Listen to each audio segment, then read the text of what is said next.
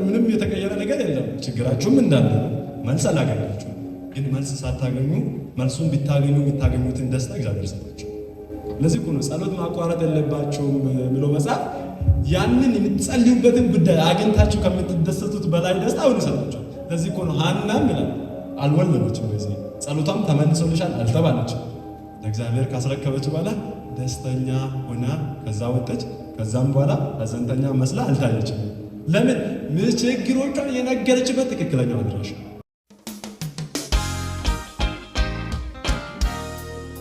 እና እምነት መሰረቶች ምን ይመስላችኋል? እስቲ አስቡ። የክርስትና እምነት መሰረት ምን ይመስላችኋል? ምንድን ነው ይመስላል? ኢየሱስ እስቲ ትምህርት ስለሆነ ነው። ስብከት ቢሆን ግማሽ እንጂ የክርስትና እምነት መሰረቶች ምን ይመስላችኋል? ከአንስት የእግዚአብሔር ቃል እሺ፣ የክርስትና እምነት መሰረት እግዚአብሔር ቃል ኢየሱስ እሺ፣ ሌላ አንድ መጨመር ሶስት ጸሎት። የክርስትና እምነት መሰረቶች ሁለት ናቸው። ክርስቶስ ብላል ክርስትና አንድ ሰው ክርስቲያን መሆን ይችላል ክርስቶስን ከተቀበለ በኋላ ስለሆነ መሰረቱን ነው እያየን ያለ ነው። የእግዚአብሔር ቃልና ጸሎት ናቸው የክርስትና እምነት መሰረቶች። ከዛ በኋላ ሌሎች ነገሮች አሁን አገልግሎት ምን የሚመጣው ከዚህ ሁለቱ በኋላ መሰረቱ እነዚህ ናቸውና ወደ ትምህርት ከመግባት በፊት አንድ ምሳሌ መስጠት ፈልጋለሁ እና ምሳሌውን ሲሰጥ ያሰብኩት ጌታ እኔን ባርከኝና ዋጋ ከፍዬበት ሽልማት አለ ምሳሌ እና ቾኮሌት ይባላል ምሳሌው የሚደርስለት እድሉ የሚደርስለት ሰው ማለት ነው። እና ታዛዥ የሆነ ሰው ማንን ላስነሳ ከኋላ ግን የሚታዘዝልኝ ሰው ነው ማስነሳ መሳካቻ እና ማንን ላስነሳ ናተ ተገኘ አሁን እሱ ቾኮሌት ሰጣው በነፃ ነገ ስትመጣ ተባርከ እና አሁን ይሄን ቾኮሌት መጥቶ ይቀበላል። ግን መጥቶ የሚቀበለው በአንድ እግሩ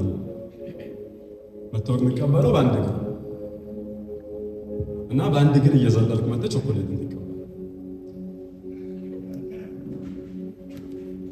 መንካት አይቻልም። ይሄን እንደዛ ነው ተቀመጠ።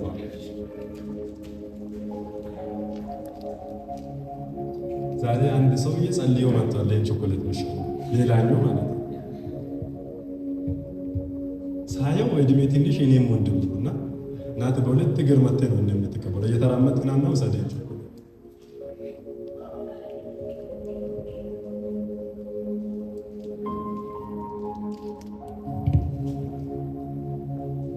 ነታቻ በአንድ እግሩ ስለሆነ ነው እዚህ መድረስ ዋጋ ያስከፈለው። ከዚህ ርቄ ቢሆን ኖሮ አይደርስም። በአንድ እግሩ የመጣ ሰው ዋጋ ይከፍላል። አንዳንድ ሰው ጸሎት ብቻ ያደርጋል፣ እግዚአብሔር ቃል ከሌለ ዋጋ ያስከፍላል።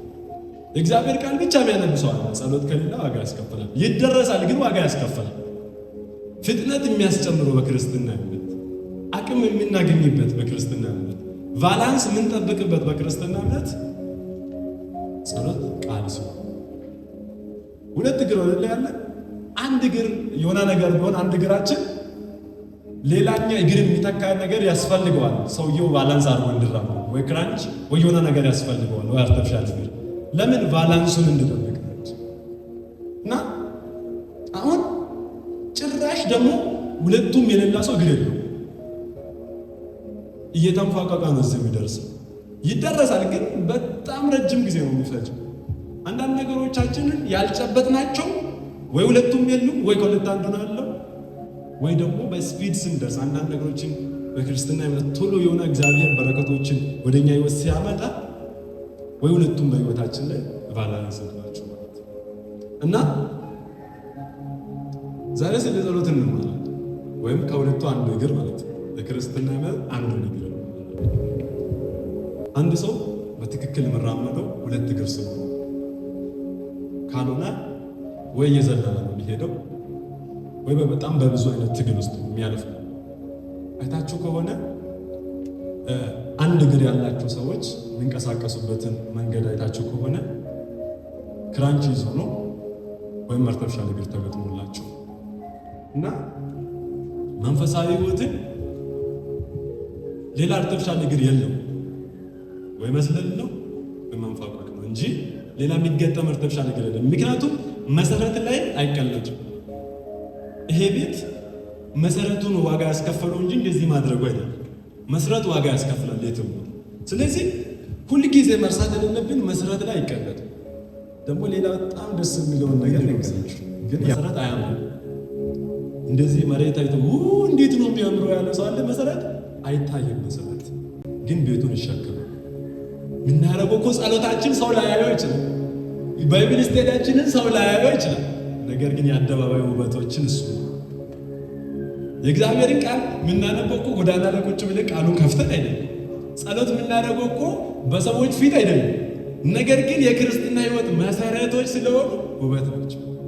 ይሄ ቤት ሲታይ ያምራል፣ ግን ቤቱን የተሸከሙ መሰረት ነው። መሰረቱ ደግሞ አይታይም። አይቹት ለዚህ እኮ ነው እናንተ እንደ ሌሎቹ ግብዞች አትሆኑ አላቸው ኢየሱስ ስለ ጸሎት ሲያስተምር። ይልቁንም ወደ ጓዳ ገባ። ከዛ እናንተ እዛ ጋር የምታወሩት ነው ሻካይና ሊሳና ከዛ ጌታ በአደባባይ ከፍላቸው።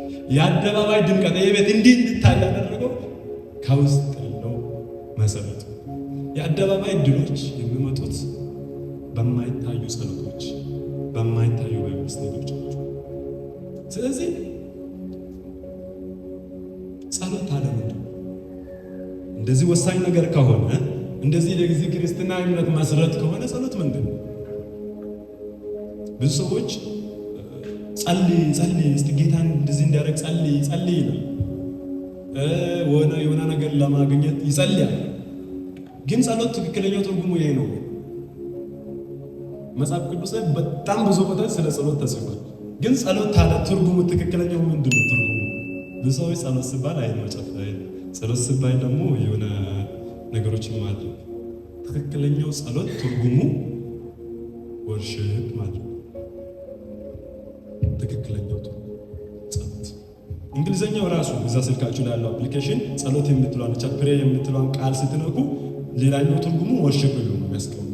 ለዚህ ነው መጽሐፍ ቅዱስ ስናገር አንድም ቦታ ጸሎትን በዚህ ሰዓት ጸልዩ የሚል ቦታ የማታገኙት። መጽሐፍ ቅዱስ ላይ የትም ቦታ በዚህ ሰዓት ጸልዩ የሚል ቦታ ይኸው ዘውትር ጸልዩ። እግዚአብሔርን መቼ ነው የምናመልከው? ዘውትር። ጸሎት መቼ ነው የምናደርገው? ዘውትር። ጸሎት ማለት እቺ የምንበረከክባት ሰዓት ብቻ አይደለም። ጸሎት ማለት የምንሰራበት ሰዓት፣ በትክክል ስራችንን ማከናወን፣ ቢሮ በሰዓት መገኘት፣ ትምህርት ቤት በሰዓት መሄድ፣ እያንዳንዱ ወርሺፕ ናቸው። ለምን? ጸሎት ነው። ምክንያቱም አንድ ሰው ዘውትር መጸለይ አይችልም። ምክንያቱም መብላት ስላለበት መስራት አለበት። ስለዚህ ዘውትር መጸለይ ስል ዘውትር ወርሺፕ አድርግ ነው እያለ ያለ። እንዴት ነው ጸሎት ወርሺፕ የሚሆነው ብላችሁ ከጠየቃችሁ ስትጸልዩ እንዴት ሆናችሁ ነው የምትጸልዩት? ወይ ተንበርክካችሁ፣ ወይ እጅን ስላችሁ፣ ወይ በፍርሃት ነው። ይሄ አንድን የሆነ ነገር እየፈራችሁ እንደሆነ ያስታውቃል። ወርሺፕ ማለት ትክክለኛው ትርጉም ለአንድ ከናንተ በላይ ለሆነ አካል አክብሮትን መስጠት ማለት ነው። አንድ ከናንተ በላይ ለሆነው አምላክ ምስጋናን መስጠት ማለት ነው። በጣዖትም ዘንድ እንደዛ ወርሺፕ ማለት ከነሱ በላይ ለሆነው አካል መፍራት ወይም መንቀጥቀጥን የሆነ ነገርን ማሳየት። ስለዚህ ጸሎት ማለት ደግሞ በእግዚአብሔር ፊት ስንንበረከክ አንተ ምንድን ነው ያለ? ጌታ ነው ያለ። ስለዚህ ማይጸልይ ሰው ወርሺፕ እያደረገ ነው። አለመጸለይ ለእግዚአብሔር አምልኮን መከልከል ነው። ሁለተኛ አለመጸለይ የእግዚአብሔርን ጌትነት ራሱ መጠራጠር ነው። ዶክተር ደስታ ላንገን ነው በጻፉት መጽሐፍ የጸሎት ንቅናቄ በሚለው የሚጸልይ ሰው እግዚአብሔር ስራውን ይሰራል፣ የማይጸልይ ሰው የራሱ ስራውን ይሰራል ብሎ መጻፉት። እናቺ ምርጧ ንግግር ነች። መጽሐፉ ጀርባ ምላለች። ስንጸልይ ስራችንን ማን ይሰራል ማለት ነው? እግዚአብሔር ይሰራል። አይ አልጸልይም ካለ ስራችንን ራሳችንን እንሰራ። አስቡት፣ ስራችንን እኛ ስንሰራና እግዚአብሔር ሲሰራ ምን አይነት ውበት ሊኖር እንደሚችል። ለምሳሌ ይሄን ቤት እኔ ሲሰራና ግንበኛው ራሱ አናጺው ሲሰራ ያለው ማለት ነው። እኔ ሲሰራ በቃ ያልታውት ወይ 3 ዓመት ሊፈጅ ይችላል፣ ወይ 4 ዓመት ሊፈጅ ይችላል። 4 ዓመትን ፈጅቶ በሩ የሌለው ቤት ነው የሚሰራው። ለምን በር በእንዲሁን እያልኩ በቃ ደብተር ላይ ያለው ቤት ነው የሚሰራው። እና ግንበኛው ግን በጣም ያቅበታል የት መሆን እንዳለበት ሁሉ። ምን እላችሁ ነው? የህይወታችን ሰሪ ለሆነው ጌታ ነገርን ማስረከብ ነው ጸሎት። አንተ ታውቃለህ ማለት ነው ጸሎት። ትችላለህ ማለት ነው ጸሎት። ጸሎት የእኛን ነገር በእግዚአብሔር የምናስፈጽምበት ቦታ ሳይሆን የእግዚአብሔርን ፈቃድ በእኛ ህይወት የምናስፈጽምበት ቦታ። ብዙ ሰዎች የሆነ ርዕስ ይዘው ወደ እግዚአብሔር ይቀርቡና ይጨቀጭቁታል። ኢየሱስ ግን ጸልዩ ያለው እንደዛ ነው፣ ፈቃድ በሰማይ እንደሆነች እንዲሁም በምድር።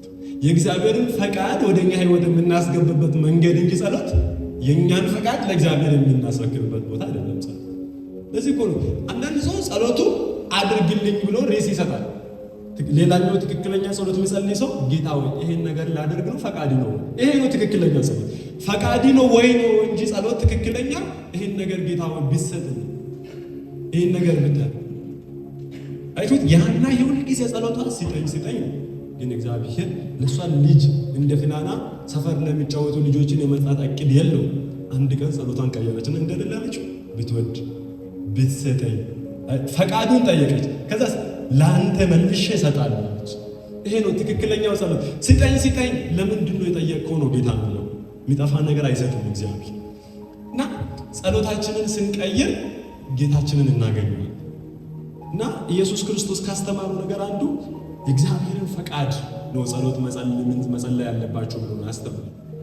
ፈቃድ በሰማይ እንደሆነች እንዲሁም በምድር የእግዚአብሔር ሰማይ ላይ ያሰበውን ሐሳብ በምድር ላይ በእኛ ህይወት እንድንሰራ የምንጠይቀው ጥያቄ ነው ጸሎት። ስለዚህ ጸሎት ለእግዚአብሔር የራሱን ፈቃድ እንዲፈጽም የእኛን ማንነት የምናስገዛበት ቦታ። ምጸልይ ሰው አይታችሁ ከሆነ ለእግዚአብሔር ፈቃድ ቅርብ ነው። በቃ እግዚአብሔር በእጁ ይከናወንለታል። በዚህ የሚጸልይ ሰውና የማይጸልይ ጴንጤ አጋንንት አያስወጣም፣ እኩል አያስወጣም። ኢየሱስ እኮ ነው የሚያወጣው፣ ግን ጸሎት የሚባል ነገር አለ። ለዚህ ነው አንዳንዱ አለ ኢየሱስ ክርስቶስ፣ አንዳንዱ በእኛም ይወጣል፣ አንዳንዱ ደግሞ በጣም በመጽሐፉት ነው የሚወጡት። ለምን ኢየሱስ ራሱ ብሏል አይደለ? ይሄ እንደዚህ አይነት በጾምና በጸሎት ካልሆነ አይወጣም ማለት። ከሰውየው ጋር 40 እና 30 ዓመት ከቆየ አጋንንት ጋር ስትታገሉ አንዳንዱ ሰው በዚህ አንዳንድ ቀን ደክሞኛል ነገር ጋር ያጋል ከምር አጋንንት እያስወጣ ደክሞኛል እና ሌላ ጋር ያለበት እሱ ቀጠለ። ሶስተኛ ሰውዬ ነው አጋንንት ራሱ ደክሞት ነው ነገር እና ምን ልላችሁ ነው፣ አንዳንድ ነገር ጾም ይፈልጋል፣ ጸሎት ይፈልጋል። እና ጸሎቱ ሰውየውን የኢየሱስን ስም በኃይል እንዲጠቀምበትና ኢየሱስ ማን እንደሆነ እንዲያውቅበት ያለ እና በሰማያዊው የእግዚአብሔርን ፈቃድ በእጁ ይከናወንበት እና የእግዚአብሔር ፈቃድ በሕይወታችን በኃይል እንዲሰራ የእኛን ርዕስ ትተን የእግዚአብሔርን ርዕስ መጠየቅ። ምንድን ነው ቤት ቆሸሽ? አዎ እኔን ላከኝ። ሰው ትፈልጋለህ? እኔን ላከኝ ማለት ጌታ አንዱ አይታችኋል። ቲክቶክ ላይ የሆነ ወዳጃችን አለ፣ ሁላችንም በዚህ አጋጣሚ ጻልዩላት የሆነ ላከኝ የሚለው ላከኝ እያለ የሚዘምረው ቲክቶክ ላይ። አሁን እሱ ለቀልድ ቢሆንም ግን እንደዚህ የሚጸልይ ሰው አለ። ሪሳ ላከኝ ነው። ለምንድን ነው ሚሊኪ ነው የሚለው ጌታ? ምክንያቱም እዛ ሄዳችሁ ምን እንድትሰሩበት እና የሆነ ነገር ስጡበት። እግዚአብሔርን ዓላማ ወይም የእግዚአብሔርን ፈቃድ አስገቡ በጸሎታችሁ ውስጥ። ያን ጊዜ ነው እግዚአብሔር የሚሰራው። ፈቃዱ ሲገባበት እግዚአብሔር ይሰራል። የእሱን ፈቃድ ለማድረግ ስንጸልይ እግዚአብሔር ይሰራል። ጸሎት ልክ እንዲያየር ነው። ለምሳሌ እኔ ደስ ስለኝ አልተነፍስም፣ ስለሚያስፈልገኝ ሁሌ ተነፍሰው። ምርጫ አይደለም መተንፈስ። ወድጄ የሆነ ሰዓት እያቋረጥኩኝ የሆነ ሰዓት ቁጭ እያልኩኝ እየተውኩኝ አይደለም የተነፈሰው። ለዚህ ነው ዘወትር ሳታክቱ ጸልዩ፣ እንደ ምርጫ አትውሰዱት ጸሎትን እና ኦክሲጂን ሁሌ እንደሚያስፈልገን ዘወትር እንደሚያስፈልገን ታውቃላችሁ። ተኝታችሁ የሚሰራው ብቸኛው አካል ሳምባ ብቻ። ከዛ የጸሎት ሰው ከሆናችሁ ደግሞ ልባችሁ የሚሰራው የእግዚአብሔርን ፈቃድ ይመራል እና ለዓለማዊ ሰው ተኝቶ የሚሰራው ሳምባ ነው። ለመንፈሳዊ ሰው ደግሞ ተኝቶ የሚሰራው ልቡና ሳምባ እና ሳምባችን ሁል ጊዜ ስራ ላይ እስካልሞተን ድረስ ወይም ደግሞ እቺ ትንፋሻችን እስከምትቋረጥ ቀን ድረስ። ብዙውን ጊዜ አደጋ ላይ የደረሳቸው ሰዎች ትንፋሽ ስለሚያጥርባቸው ኦክሲጂን ተደርጎ ነው ሆስፒታል የሚደርሱ እና ጸሎት ልክ እንደዚህ በመንፈሳዊ ስንደክም የፈጠነ ኦክሲጅን ያስፈልገናል። ጸሎት ጋር መምጣት ይሁን እየደከመኝ ነው እያለን ብዙ ከማውራት ለምን ደከመኝ ብሎ ኦክሲጅን ያስቀጥለዋል። ህይወታችንን የሚያስቀጥለው ጸሎት ኦክሲጅን ልክ እንደ ኦክሲጅን እና ጸሎት ጋር መቀለል ደክሞናል። አዎ ጸልዩ፣ ደክሟችኋል፣ ጸልዩ። በርትታችኋል፣ ጸልዩ። ተሳክቶላችኋል፣ ጸልዩ። ከስራችኋል፣ ጸልዩ። ለምን ኦክሲጅን ደስ ስል አይደለም። ስታዝኑም እየተነፈሳችሁ ነው የምታዝኑት፣ ስትደሰቱም እየተነፈሳችሁ ነው የምትደሰቱት። ልክ እንደ አየር ነው ጸሎት።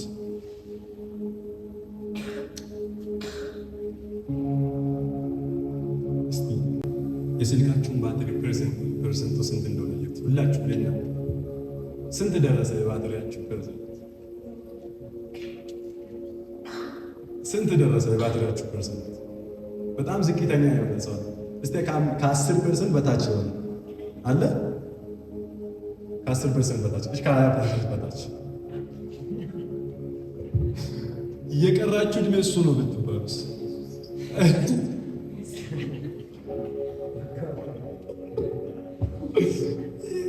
መቶ አድርጌ ብትመጣ የቀራችሁ እድሜ እሱ ነው። ግን አሜን ነበረ ምትለው ቻርጃ ነበረ ግን እንድትገስጽ ያደረገ በመንፈሳዊ ሕይወት ስንደክም የፈጠነ የሚያስፈልገው ቻርጅ ነው።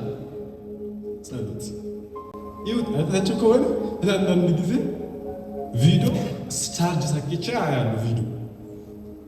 ቻርጅ ሰክቼ ቪዲዮ አያለሁ ዩቱብ ላይ ምናምን እያየው እየተጠቀምኩት ባትሪው ወደ ላይ እንጂ ወደ ታች አይወጣም። ለምን? ቻርጅ ለስለው።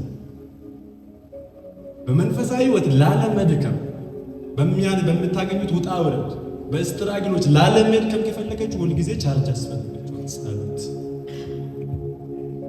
ጸሎት ማድረግ ልክ የሞባይል ባትሪን ቻርጅ እንደምናደርገው መንፈሳዊ ሕይወታችንን አቅምን ማግኘት ማለት ነው። ሁልጊዜ ኦንላይን ቻርጅ ላይ ያለው በፍጹም ከ100% አይወርድም። እናንተ ገም ብትጫወቱ ምን ብታረጉ ምን ወጣ? ለምን? ቻርጅ ላይ ስለዚህ ሁልጊዜ ቻርጅ ላይ መሆን፣ ሁልጊዜ ኦንላይን መሆን ከእግዚአብሔር ሁልጊዜ በጸሎት መሆን። አንዳንድ ሰው ጸሎት ሲባል የሆነ ቦታ ላይ የሚደረገው ጸሎት ብቻ ነው አይደለም። በቃ ስትሄዱ በመንገድ ላይ ለእግዚአብሔር ራሳችሁን እያስታወቃችሁ ደክሟችሁ ጌታ ደክሞኛል ሳሙን መላክ እያላችሁ እግዚአብሔር በጣም የሚፈልጉ ማንን ነው መሰላችሁ? እንደ ሰው እሱ የሚያወሩ እሱ እንደ ጓደኛ የሚያወሩ ሰው። አንድ ምስጢር ልንገራችሁ፣ ከምሬ ነው። እኔም ማረው ለምሳሌ መጸለይ ሲከብደኝ እያወራሁ ካረጋ ጌታ እንዴ እንደዚህ ይሁን ምንድን ነው ሳላቅ ራሴን በርትቻለሁ። ለምን? የሚሰማ አምላክ ነው ያለ። እኛ እንደ ሌሎቹ ጣዖታት ወይም ደግሞ እንደ ሌሎቹ አይደለም የምናመልከው። ምንም የተቀየረ ነገር የለም። ችግራችሁም እንዳለ መልስ አላገኛችሁም። ግን መልስ ሳታገኙ መልሱን ቢታገኙ የምታገኙትን ደስታ እግዚአብሔር ሰጣችሁ። ለዚህ እኮ ነው ጸሎት ማቋረጥ የለባችሁም ብሎ መጽሐፍ ያንን የምትጸልዩበትን ጉዳይ አግኝታችሁ ከምትደሰቱት በላይ ደስታ አሁን ይሰጣችኋል። ለዚህ እኮ ነው ሐናም ይላል አልወለደችም። በዚህ ጸሎቷም ተመልሶልሻል አልተባለችም። ለእግዚአብሔር ካስረከበች በኋላ ደስተኛ ሆና ከዛ ወጣች። ከዛም በኋላ ሐዘንተኛ መስላ አልታየችም። ለምን? ችግሮቿን የነገረችበት ትክክለኛ አድራሻ፣ ችግሯን ያሳወቀችበት ቦታ ትክክለኛ፣ ጸሎቷም ትክክለኛ። ስለዚህ ስትመለስ ምን ሆና ነው እዚህ የሚታለቅሰው ልጅ እንዲህ የምትደሰት ምን ሆና ነው ትባላለች። ሰፈር ስትመጣ እርሷ ጋር እኮ ችግሯ እንዳለ እርሷ ጋር ሁሉም ነገር እንዳለ፣ ግን ያንን ልጅ አግኝታበት የምትደሰተውን ደስታ እግዚአብሔር ሰጥቷል። ለዛ ነው የተደሰተችው። ትክክለኛ ቦታ ላይ ትክክለኛ ጸሎት ስለነበረች። ስለዚህ አንዳንድ ጊዜ ትክክለኛ ጸሎት ስታደርጉ እናንተ ጋር ሳይቀየር ሰዎች ጋር እናንተ እይታ ይቀየር፣ እናንተ ያለው እይታ ይቀየር። ጸሎትን ዘወትር ማድረግ የሆነ ችግር ሲመጣ ጸሎት እግዚአብሔር በሆስፒታል በአደጋ ጊዜ ስልክ ቁጥር አይደለም። በቃ የሆነ ሰዓት አትጸልይ፣ ሁል ጊዜ መጸለይ። በቃ ስንደሰትም ሁሌ መጸለይ፣ ስናዝንም በቃ በምናልፍ በየትኛውም አይነት ችግር ውስጥ ሁል ጊዜ እግዚአብሔርን ወደ እግዚአብሔር መቅረብ። ዳዊት እንደዚያ አለ፣ ለእኔ ግን ለእግዚአብሔር መቅረብ ይሻላል። ሁል ጊዜ አማራጭ ባንችልን ነው የሚሻል ነገር ብሎ ወደ እግዚአብሔር በቃ ሁል ጊዜ ደስ ሊለን የሚገባው ጉዳይ ደግሞ ወደ እግዚአብሔር ቤት መምጣት እና ሉቃስ ወንጌል ምዕራፍ 18 ላይ ያለውን ታሪክ እናንብብና ከዛ ሐሳቡን እንጠቀልላችሁ። ሉቃስ ወንጌል ምዕራፍ 18 እና ቁጥር 1 ላይ እንደዚህ የሚል ቃል አለ። ደቀ መዛሙርቱ ሳይታክቱ ሁልጊዜ መጸለይ እንደሚገባቸው ለማሳየት ኢየሱስ ይህንን ምሳሌ ነገራቸው። እንዲህም አላቸው፣ በአንዲት ከተማ የሚኖር እግዚአብሔርን የማይፈራና ሰውን የማያከብር አንድ ዳኛ ነበር። በዛች ከተማ የምትኖር አንዲት መበለት ነበረች። እርሷም ከባለጋራዬ ስላለብኝ ጉዳይ ፍረድልኝ እያለች ወደ እርሱ ትመላለስ ነበር። ዳኛውም ለተወሰነ ጊዜ አልተቀበላትም ነበር። በኋላም ግን በልቡ እንዲህ አለ፣ ምንም እግዚአብሔርን ባልፈራ ሰውንም ባላከብር ይህች መበለት ስለምትጨቀጭቀኝ ይፈርድላታል፣ አለዛ ዘውትር እየተመላለሰች ታሰለቸኛለች። ጌታም እንዲህ አለ፣ አመፀኛ ዳኛ ያለውን ስሙ። እግዚአብሔር ቀንና ሌሊት ወደ እርሱ ለሚጮሁ ምርጦቹ አይፈርድምን? አይፈርድላቸውምን? ከመጠን በላይስ ችላ ይላቸዋልን? እላቸዋለሁ ፈጥኖ ይፈርድላቸዋል። እዚህ ጋር ኢየሱስ እግዚአብሔር ያመላልሳቸዋል እያለ አይደለም።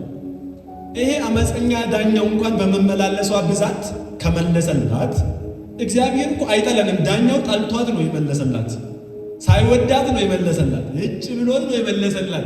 እግዚአብሔር የሚወደው ልጅ ወደ እርሱ ሲመጣ እንዴት አይፈርድላት? ለምርጦቹ እኮ ነው ብሎ ለተመረጡቱ ነው ብሎ እንዴት አይፈርድላችሁ? በየቀኑ ጸሎት እያደረጋችሁ ከሰው ተራ እንዴት ትወጣላችሁ? እንዴት አይፈርድላችሁ? በጣም ወደ እግዚአብሔር እየቀረባችሁ ከእግዚአብሔር ጋር ሪሌሽንሽፕ እየፈጠራችሁ እንዴት እናንተ ተራውናችሁ መንገድ ላይ ለማኝ ሆናችሁ ትቀራላችሁ?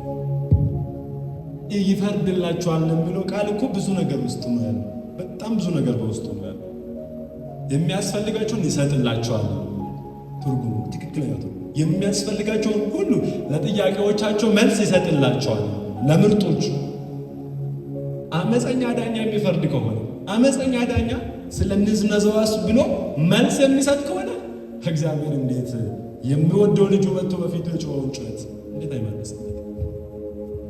በደም ስሙ። እግዚአብሔር ጸሎትን የሚሰማ ነው። እግዚአብሔር ጸሎትን የሚሰማ ነው። ለዚህ ነው ዘውትር መጸለይ ያለብን። ጥቃቅን ነገር እግዚአብሔር ጋር እናሳውቅ። ጥቃቅን ነገሮች ችልን እንወስን። እንደማንችል መንገር ነው ጸሎት አንዱ። እኔ አልችልም ማለት ነው ጸሎት አንዱ። ስንንበረከክ ለንጉሥ ወይም ለጌታ ነው የምንንበረከኩ።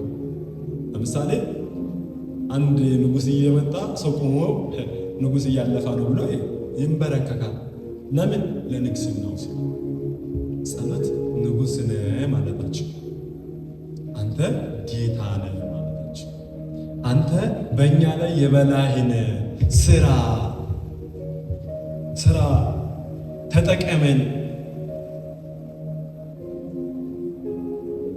እግዚአብሔር ምን አይነት ሰው እንደሚወጣ ቃላችሁ እኔን ላከኝ የሚሉ ሰዎች። እግዚአብሔር በዚህ ዘመን በጸሎት ለሚተጋ ሰው አንድ ነገር ያደርግልናል። ኢየሱስን ይገልጥልናል፣ ኢየሱስን ያሳያል እና ኢየሱስን በአይኑ ያያል። ከምሬን ነው የምላችሁ፣ ኢየሱስ ይገለጣል። ለሚወዱት ለሚጸልዩ ሰዎች ኢየሱስ ምን ይሆናል? ይገለጣል። ኢየሱስ ለተገለጠለት ሰው ደግሞ ከኢየሱስ ውጭ ሌላ ነገር አይሰብክም፣ ከኢየሱስ ውጭ ሌላ ነገር አይናገርም። ስለዚህ በክርስትና እምነት ለመጠንከር፣ በክርስትና እምነት ለመቆም በጣም ወሳኝ ነገር ከሆነ አንዱ ጸሎት። አሁን በአንድ እግር ግን ሁለተኛ እግር ደግሞ ቀጣይ ሳምንት ነው። እሱም እግዚአብሔር ቃል ይባላል። እግዚአብሔር ቃል በልባችን ታትሞ እንዲቀር፣ እግዚአብሔር ቃል አስተሳሰባችን እንዲቀይር፣ በእግዚአብሔር ቃል ውስጥ የተጻፉ በረከቶች እንዲያገኙን እንዴት ማንበብ፣ እንዴት መጠቀም፣ እንዴት በምን አይነት መንገድ መሄድ እንዳለብን ቀጣይ ሳምንት እንማራለን። ይህን ልንገራችሁ፣ ጸሎት እኛ በንግግራችን ለእግዚአብሔር ምንም ነገር የምናሳውቅበት ሲሆን እግዚአብሔር ራሱ በፈለገው መንገድ ለእኛ የምናገርበት መንገድ ነው። እግዚአብሔር አንዳንድ ሰው ይጸልያል፣ እግዚአብሔርን ግን አይሰማም። ለምን? እግዚአብሔር አንድና ለመጨረሻ ጊዜ ተናግሯል። በክርስቶስ። ስለዚህ ያለውን የእግዚአብሔርን ድምፅ የሚፈልግ ሰው ነው ልጄ ምናምን እያለ ያለውን ድምፅ የሚጠብቅ ከሆነ ሰማይ ሲሄድ ይሰማል። እዚህ ምድር ላይ ያለን መስማት የምንችለው ብቸኛው ድምፅ የእግዚአብሔር ቃል ብቻ ነው። የእግዚአብሔር ቃል የእግዚአብሔር ድምፅ ነው። የእግዚአብሔር ቃል የማያረጅ ነው። መጽሐፍ ሲናገር ሳር ይደርቃል፣ አበባም ይረግፋል። የእግዚአብሔር ቃል ግን ለዘላለም ይኖራል። ስለዚህ ጸንቶ የሚኖረውን የእግዚአብሔርን ቃል በሕይወታችሁ የምታዳምጡበት መንገድ ብቸኛው እግዚአብሔርን ቃል በማመን ብቻ። ስለዚህ ነጊያችንን የሚቀርጸው የመጀመሪያ በጸሎት የእግዚአብሔር የኛን ነገር ማሳወቅ፣ ከዛስ በእግዚአብሔር ቃል አማካኝነት የእግዚአብሔርን ድምፅ መስማት። ስለዚህ የእግዚአብሔርን ቃል እንዴት እንደምናነብ፣ የእግዚአብሔር ቃል ምን እንደሆነ፣ ትክክለኛው ትርጉሙ ምን እንደሆነ፣ በምን አይነት መንገድ መሄድ እንዳለብን ቀጣይ ሳምንት እንማራለን። ጌታ ቢፈቅድና ወይ ካልሄደን ወይም ደግሞ ጌታ ካልመጣ በእርግጠኝነት የሚመጣ እየመሰለ ሰሞኑን ዘማሪው እንዳለው ኮቴው ይሰማልና ይመጣል። ሁሉም ነገሮች እያለቁ ስለሆነ